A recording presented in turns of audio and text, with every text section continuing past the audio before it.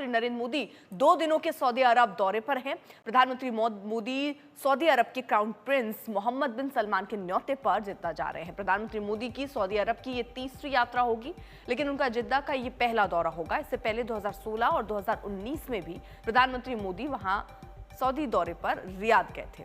प्रधानमंत्री मोदी का ये दौरा कई मायनों में अहम होने वाला है।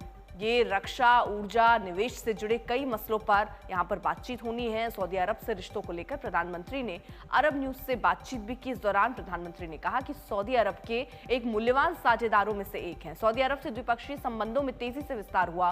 साथ ही प्रधानमंत्री ने कहा कि वैश्विक चुनौतियों के बीच दोनों देशों के बीच व्यापार आगे बढ़ा है। गीता मोहन मेरे सहयोगी जुड़ गए हैं तमाम जानकारी के साथ। देखिए, ये दौरा बेहद अहम है कई मायनों में। गीता, हम अपने दर्शकों को भी यही बता रहे हैं, लेकिन स्ट्रैटेजिक पार्टनरशिप काउंसिल की जो दूसरी मीटिंग है उसकी जो अध्यक्षता करने वाले हैं, उसका प्रमुख तौर पर एजेंडा क्या रहने वाला है, क्या फोकस रहने वाला है?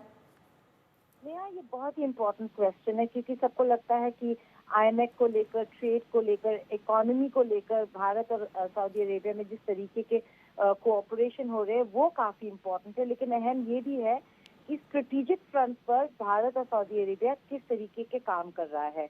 अरब न्यूज को जब इंटरव्यू दे रहे थे प्रधानमंत्री मोदी, उन्होंने कहा कि डिफेंस और स्ट्रेटेजिक जो न केवल समझौते हैं दोनों देशों के बीच में, जिस तरीके का कोऑपरेशन नजर आ रहा है वो बहुत अहम होगा। एक ऐसे वक्त पर प्रधानमंत्री मोदी सऊदी अरेबिया का दौरा कर रहे हैं जब वहां पर इजराइल और हमास का युद्ध अभी भी चल रहा है, बंद नहीं हुआ है।